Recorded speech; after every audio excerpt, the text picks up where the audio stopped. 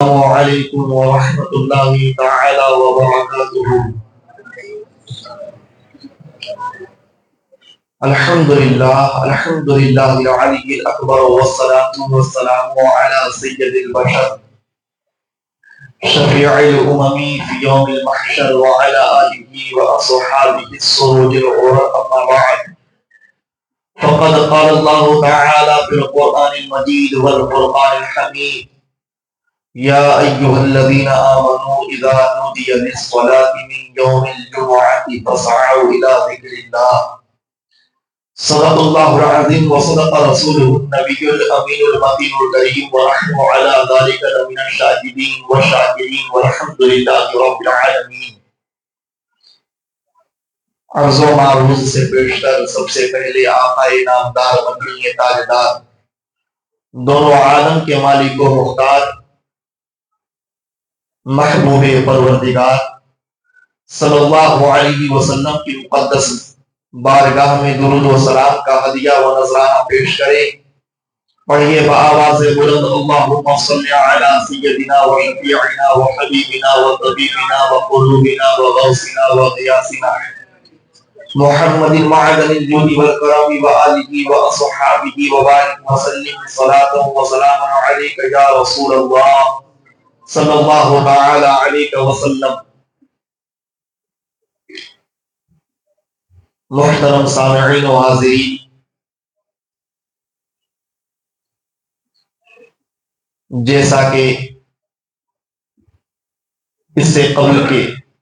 خطابات میں نماز کی اہمیت و عظمت کے حوالے سے گفتگو کی اور یہ بتایا گیا کہ ایمان کے بعد بندے پر سب سے بنیادی فرض نماز کو ادا کرنا ہے۔ جو مومن بندہ نماز پڑھتا ہے، رب تعالی کی رحمتیں برکتیں دنیا میں اس پر نازل ہوتی ہے، مصیبتوں سے مشقتوں سے درد و الم سے رنج و غم سے نجات پاتا ہے۔ دنیا جو مومن کے لیے قید خانہ ہے، یہاں نماز ہی سے اسے آنکھوں کی ٹھنڈک ملتی ہے، دل کا قرار حاصل ہوتا ہے۔ لیکن جو بندہ ایمان لانے کے بعد نماز سے غافل ہو تو نماز کی غفلت کی نحوست و لعنت بھی اس پر دنیا میں برستی ہے اور آخرت میں بھی سخت عذاب دیا جائے گا۔ ہمارے بزرگوں نے احادیث کریمہ کی روشنی میں اور بزرگوں کے واقعات کی روشنی میں نماز کی ہولناکی کو بیان کرتے ہوئے، نماز کی غفلت کی ہولناکی کو بتاتے ہوئے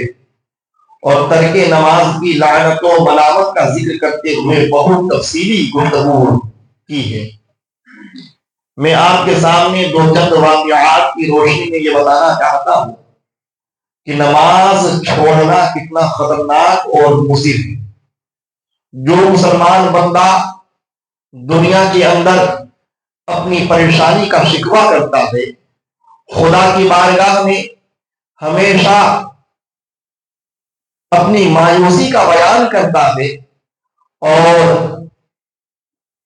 ہر وقت زبان پر شکوہ ظاہر کرتا ہے کہ ہم پر رحمتیں برکتیں کیوں نہیں نازل ہو رہی ہے، ہمارے مشکلات آسان کیوں نہیں ہو رہے، ہماری پریشانیاں دور کیوں نہیں ہو رہی، ہماری مصیبتیں ختم کیوں نہیں ہو رہی ہے۔ تو خدا کی قسم، دولت کی فراوانی سے مشکلات نہیں مٹتی ہے، راحت اور مشقت کی طلب میں جانے سے مشکلات ختم نہیں ہوتی ہے۔ مشکلات اگر ختم ہوگی تو پروردگار عالم کی بارگاہ میں سجدہ کرنے سے، پروردگار عالم کی بارگاہ میں قیام کرنے سے، پروردگار عالم کی بارگاہ میں رکوع کرنے سے جب بندہ نماز پڑھتا ہے تو رب تعالیٰ دنیا کے تمام غموں سے اسے پاک کر دیتا ہے، تمام پریشانیوں سے اسے محفوظ فرما دیتا ہے، ہر قسم کی مصیبتوں سے اسے چھٹکارا اور نجات عطا فرماتا ہے۔ اس لیے کہ نماز ہی وہ عبادت ہے جو پروردگار عالم کے قریب ہونے کرتی ہے، اس کی رحمتوں کے دروازے ہم پر کھولتی ہے۔ دنیا کے اندر جتنی عبادتیں بندے مومن پر فرض کی گئی، اس میں سب سے جامع اور سب سے کامل عبادت کا نام ہے نماز۔ نماز کے درمیان جب بندہ تکبیر تحریمہ بلند کرتا ہے تو جب تک کہ سلام نہ پھیر لے، جب تک کہ کوئی عوارض نہ پا لیے جائے، اس وقت تک کے لیے اس پر کھانا پینا بھی حرام ہو جاتا ہے۔ نماز کے اندر ایک طرح سے روزے کی کیفیت بھی پائی جاتی ہے۔ جب بندہ نماز پڑھتا ہے تو اللہ رب العزت اسے دنیا و جہان میں سب سے محبوب بنا لیتا ہے اور اس پر اپنی تجلیاں اور کشش کر دیتا ہے،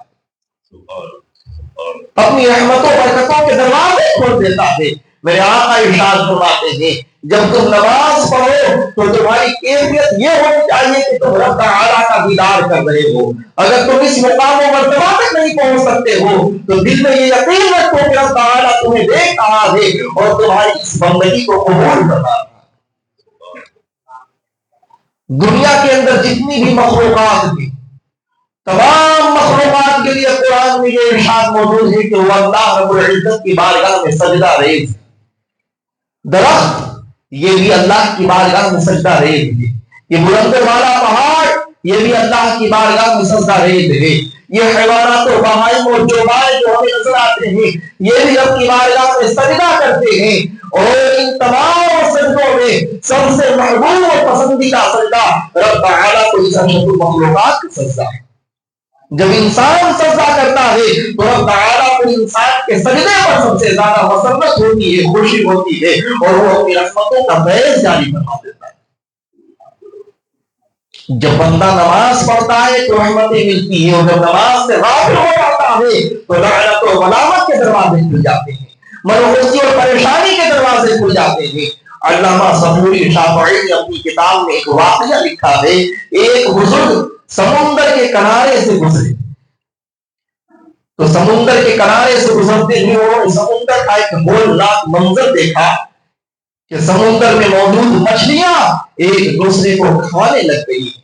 ایک دوسرے کا گوشت نوچنے لگ گئی ہے۔ علامہ صبوری شافعی فرماتے ہیں وہ بزرگ یہ منظر دیکھ کر کے بہت ہی زیادہ خائف ہو جاتے ہیں، گھبرا جاتے ہیں اور رب کی بارگاہ میں فریاد کرتے ہیں میرے پروردگار یہ منظر کیسا ہے؟ کیا سمندر میں بھی قحط برپا ہو چکا ہے کہ ان مچھلیوں کو دانے میسر نہیں آ رہے ہیں، ان کو کھانے پینے کی اشیاء نہیں مل رہی ہے، آخر وجہ کیا ہے کہ یہ مچھلیاں ایک دوسرے کو ہی کھانے کے لیے دوڑ رہی ہے؟ ریس کی آواز آتی ہے، ابھی ابھی سمندر کے کنارے سے ایک بے نوازی شخص گزرا ہے، اس نے سمندر کے پانی سے اپنی پیاس بجھانے کے لیے ایک چلو میں پانی لیا۔ جب سمندر کے پانی کا کھارا پن اس نے دیکھا تو منہ میں سے کنڈی واپس اس نے سمندر میں پھینک دی ہے۔ تو اس کی منحوسیت کی وجہ سے، اس کی لعنت کی وجہ سے سمندر کی مچھلیوں پر یہ عذاب نازل ہو گیا۔ جب ایک بے نمازی شخص کہیں سے گزرتا ہے، اگر ہواؤں سے اس کا گزر ہو تو فضا میں بھی بربادی لازم آ جاتی ہے۔ سمندر کے کنارے سے گزرے تو وہاں پر بھی رب کا عذاب نازل ہوتا ہے۔ بے نمازی اللہ تعالیٰ کی بارگاہ میں اس قدر مغضوب اور مرعوب ہے کہ جس جگہ سے گزرتا ہے رب تعالیٰ کی لعنتیں اس پر برستی ہی چلی جاتی ہے۔ علامہ صبوری شافعی فرماتے ہیں وہ بزرگ سنتے ہی فوراً وہاں سے دور ہوتے ہیں استغفار پڑھتے ہوئے کہ یہ جگہ وہ ہے جہاں رب تعالیٰ کی لعنت برس رہی ہے، عذاب نازل ہو رہا ہے، کہیں ایسا ہو کہ اس عذاب میں بھی گرفتار ہو جائے۔ علامہ سیوطی نے ایک واقعہ ذکر کیا ہے، حضرت عیسیٰ علیہ السلام ایک سبز و شاداب انتہائی خوبصورت علاقے سے گزرے، وہاں کے لوگ بھی بہت خوشحال تھے، نمازی تھے، متقی پرہیزگار تھے۔ علامہ سیوطی فرماتے ہیں کہ حضرت عیسیٰ علیہ السلام نے ان لوگوں کی بندگی کو دیکھ کر کے، ان کی عبادت کو دیکھ کر کے، ان کی تقویٰ کو پرہیزگاری کو دیکھ کر کے، ان کی خدا ترسی کو دیکھ کر کے رب تعالیٰ کی بارگاہ میں خوب حمد و ثنا کی اور پھر وہاں سے آگے کا سفر طے کرتے ہیں۔ جب دوبارہ سفر سے لوٹ رہے ہوتے ہیں، اسی وادی سے گزرتے ہیں تو دیکھتے ہیں کہ وہاں جتنے بھی خوبصورت درخت تھے سب مرجھا چکے ہیں، جو خوبصورت زمین تھی وہ خشک ہو چکی ہے، وہاں نہ پانی کا ایک قطرہ موجود ہے بلکہ وہ ایک بنجر زمین کی شکل میں بدل چکا ہے۔ ہے اور لوگ وہاں پر موت کی شکل میں پڑے ہوئے ہیں, ان کے لاشیں بکھرے ہوئے ہیں. اللہ اکبر. یہ منظر دیکھنے کے بعد حضرت عیسیٰ علیہ السلام نے دعا کی, اے میرے پروردگار, میں نے تو ان لوگوں کو تیری بارگاہ میں سجدہ کرتے ہوئے دیکھا ہے, میں نے ان لوگوں کو تیری بارگاہ میں عبادت کرتے ہوئے دیکھا ہے, میں نے خوف میں ڈوبا ہوا دیکھا ہے. آخر وجہ کیا ہے کہ جب میں گیا تھا تو یہ لوگ خوشحال تھے, اور جب لوٹا ہو تو تیری لعنت و ملامت جہاں برس رہی ہے, تیرا غضب جہاں نازل ہو رہا ہے. آخر وجہ کیا ہے؟ تو غیر سے آواز آتی ہے, اے عیسیٰ, تمہارے جانے کے بعد بھی اس آبادی سے ایک بے نمازی شخص گزرا ہے, اور وہ بے نمازی ایسا تھا کہ اس نے یہاں پر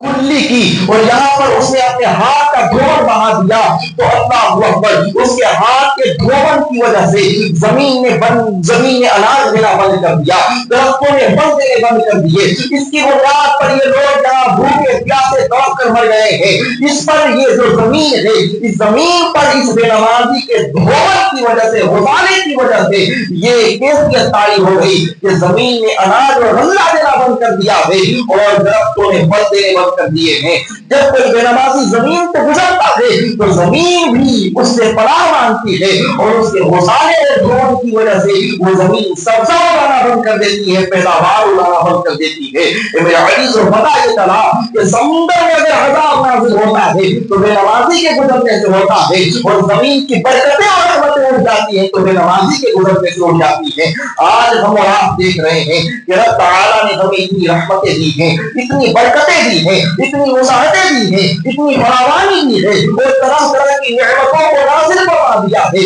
اس کے باوجود ہم نمازوں سے کوتاہی کر رہے ہیں, نمازوں سے غفلت برت رہے ہیں, نہ ہم اپنے گھر والوں کو نماز کی پابندی کی تلقین کرتے ہیں, نہ خود نمازی پنجگانہ بننے کی کوشش کرتے ہیں. بتائیے, اگر رب تعالیٰ نے ایک دفعہ بھی آپ کی اس بے نمازی اور اس غفلت کی وجہ سے اور ترک نماز کی وجہ سے اپنا عذاب اور اپنی رحمتوں کو بند کر دیا تو کیا محسوس ہوگا؟ خدا کی قسم ہماری اور آپ کی زندگی اجیرت اور تباہی میں بدل جائے گی. میرے آقا نامدار, مدنی تاجدار, دونوں عالم کے مالک و مختار صلی اللہ علیہ وسلم سے حضرت عقیل ابن ابی طالب رضی اللہ عنہ نے یہ حدیث بیان کی کہ ایک مرتبہ حضرت عقیل سرکار دو عالم کے ساتھ سفر میں گئے تو 3 واقعات انہوں نے دیکھے, 3 ایمان افروز مشاہدات انہوں نے دیکھے, جس کو انہوں نے الفاظ میں بیان کیا کہ جب میں سرکار دو عالم صلی اللہ علیہ وسلم کے ساتھ گزرا تو جب راستے میں تھا تو میں نے یہ معجزہ دیکھا کہ جب میرے آقا کو قضائے حاجت کا ارادہ ہوا تو میرے آقا نے مجھ سے کہا, عقیل جاؤ ان 2 درختوں سے جا کر کہنا کہ مدنی تاجدار نے تمہیں یاد کیا ہے, وہ اپنی قضائے حاجت کرنا چاہتے ہیں. وہ 2 درختوں کے پاس جاتے ہیں, درخت جل سمیت باہر نکلتا ہے, میرے آقا صلی اللہ علیہ وسلم کو گھیر لیتی ہے اور میرے آقا قضائے حاجت سے باہر آتے ہیں. اس کے بعد میں دیکھتے ہیں کہ وہ درخت واپس وہاں سے اٹھ کر کے اپنی جگہ چلے جاتے ہیں اور واپس زمین کے اندر بے وقت ہو جاتے ہیں. حضرت عقیل نے دیکھا کہ میں نے دیکھا کہ میرے آقا صلی اللہ علیہ وسلم کا حکم سنتے ہی بے جان درخت بھی اپنی جگہ چھوڑ کر کے میرے مصطفیٰ کی اطاعت و فرمانبرداری کرنے لگ گیا.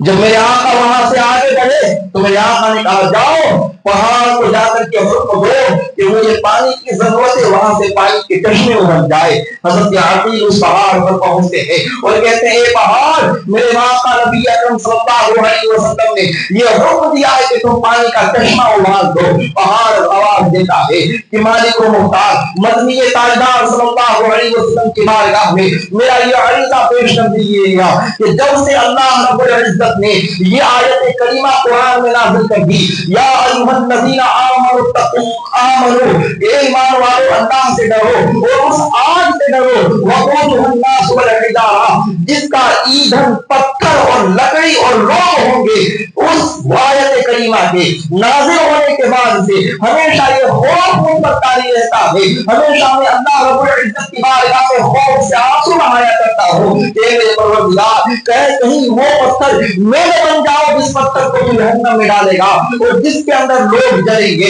اس دن سے میں آنسو بہا رہا ہوں کہ میرے اندر جو پانی کے قطرات تھے وہ مکمل طور پر خشک ہو چکے ہیں. یہ سننے کے بعد میں حضرت عقیل ابن ابی طالب آتے ہیں اور سرکار دو عالم صلی اللہ علیہ وسلم کو کہتے ہیں, کہ یا رسول اللہ پہاڑ کا یہ کہنا ہے کہ جب سے یہ آیت کریمہ نازل ہوئی ہے اس وقت سے اس کے اندر کا جتنا پانی تھا اس کے ہول کی وجہ سے اور اس کے آنسو کی وجہ سے اور اس کے اوپر نازل ہونے والی سخت خشیت کی وجہ سے خشک ہو چکا ہے اور یہ مکمل طور پر اندر سے پگھل چکا ہے اور اس میں پانی کا ایک قطرہ بھی باقی نہ رہا۔ میرے آقا صلی اللہ تعالی علیہ وسلم جب وہاں سے آگے گزرتے ہیں تو ایک عورت نبی اکرم صلی اللہ علیہ وسلم کی بارگاہ میں حاضر ہوتی ہے اور عرض کرتی ہے یا رسول اللہ ایک اونٹنی ہے صحرا کے اندر وہ بلک رہا ہے اور اس کے پیچھے اس کا مالک بھی چل رہا ہے۔ میرے آپ آگے بڑھتے ہیں، آگے بڑھنے کے بعد میں دیکھتے ہیں کہ واقعی وہ اونٹ آگے سے آ رہا ہے اور وہ اونٹ کہہ رہا ہے یا رسول اللہ الامان الامان، اے اللہ کے رسول مجھے آپ اپنی پناہ میں لے لیجئے، آپ اپنی رحمت کی چادر میں مجھے ڈھانپ لیجئے، مجھے اپنے مالک سے بچا لیجئے۔ اونٹ کی آواز سننے کے بعد میں اسی کے پیچھے سے اس کا رب اس کا مالک آتا ہے اور کہتا ہے یا رسول اللہ معاملہ یہ ہے کہ میں نے اس اونٹنی کو خریدا، خریدنے کے بعد میرا یہ خیال تھا کہ یہ مجھے اپنے نفع سے ہمیشہ مالا مال کرے گی، مجھے یہ فائدہ پہنچائے گی، لیکن جب جب میں اسے کسی چیز کی حکم دیتا ہوں تو یہ اونٹنی میری عبادت نہیں کرتی ہے، میری فرمانبرداری نہیں کرتی ہے، میرے احکام کی پابندی نہیں کرتی ہے۔ اس وجہ سے میرا خیال یہ ہو گیا کہ میں اسے ذبح کر کے کم از کم اس کا گوشت ہی حاصل کر لوں۔ اتنا سننا تھا کہ میرے آقا نے اونٹنی سے کہا اے اونٹنی تم اپنے مالک کی کیوں نافرمانی کرتی ہو؟ تو وہ اونٹنی کہتی ہے یا رسول اللہ معاملہ یہ ہے کہ جب سے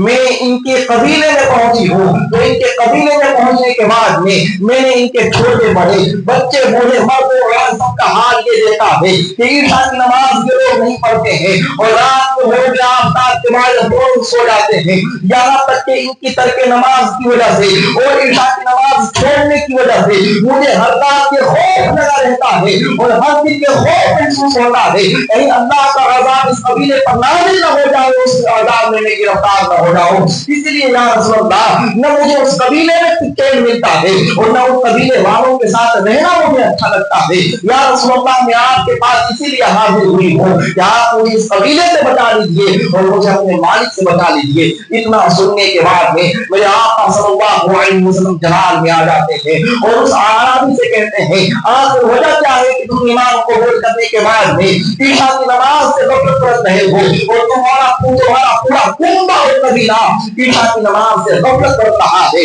یہ سننے کے بعد وہ سرکار کے قدموں میں گر جاتا ہے، معافی مانگتا ہے، وہ کہتا ہے یا رسول اللہ آج کے بعد میری کوئی بھی نماز قضا نہ ہوگی۔ اللہ اکبر۔ جب اس نے توبہ کی مصطفیٰ کی بارگاہ میں تب جا کر اس اونٹنی نے کہا یا رسول اللہ اب میں وعدہ کرتی ہوں کہ میں ایک ایک حکم کی اتباع اور فرمانبرداری کروں گی۔ آپ ذرا دیکھیے کہ اونٹنی جو ایک جانور ہے، ایک چوپایا ہے، اسے بھی معلوم ہے کہ اس کا مالک نمازی ہے یا نہیں، وہ جہاں رہتی ہے وہ نمازیوں کا کی جگہ ہے یا نہیں، اس کے مالکان کیسے ہیں۔ جانور تک کو یہ علم ہے کہ اللہ کی بندگی کرنے والا کون ہے اور اللہ کی نافرمانی کرنے والا کون ہے۔ جانور بھی اس جگہ جانے سے پناہ مانگتے ہیں جہاں بے نمازی ہونا ہے، اس لیے کہ اللہ رب العزت کا عذاب بے نمازیوں پر جب چاہے کہ شکل میں اتر سکتا ہے، اس سے جانور ان کے قریب جانے سے رک جاتے ہیں۔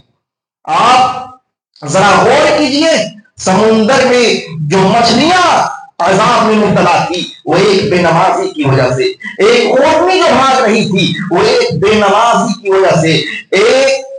قبیلے کے اندر جو عذاب نازل ہوا تھا اور وہاں کے لوگ جو پریشان ہوئے تھے وہ بے نمازی کے گزرنے کی وجہ سے، جس گھر میں بے نمازی ہوتے ہیں، جس قبیلے میں بے نمازی ہوتے ہیں، جس محلے میں بے نمازی ہوتے ہیں، وہاں رب تعالیٰ کی رحمتیں نہیں، اس کا غضب اترتا ہے، اس کا جلال اترتا ہے، اس کا وبال اترتا ہے اور اس کا عذاب نازل ہوتا ہے۔ اس لیے مسلمانوں کو اگر اپنی زندگی میں کچھ بدلاؤ ہے چاہیے، کچھ چینجنگ چاہیے، کچھ ترقی چاہیے، کچھ خوشحالی چاہیے، کچھ اطمینان و سکون چاہیے، کچھ پاکیزگی چاہیے، چاہیے، کچھ طہارت چاہیے اور اپنی روحانیت کے ساتھ میں زندگی میں خوب خوشحالی چاہیے تو انہیں نمازی بننا پڑے گا، اس لیے کہ بے نمازوں پر اللہ کی رحمت نہیں اس کا عذاب نازل ہوتا ہے۔ دنیا میں آج جو مسلمان پریشان حال ہے اس کی واحد وجہ یہ ہے کہ ہم نمازوں سے غافل ہیں، نماز پڑھنے سے دور ہو رہے ہیں، نمازی بننے کا نہ شوق پیدا ہوتا ہے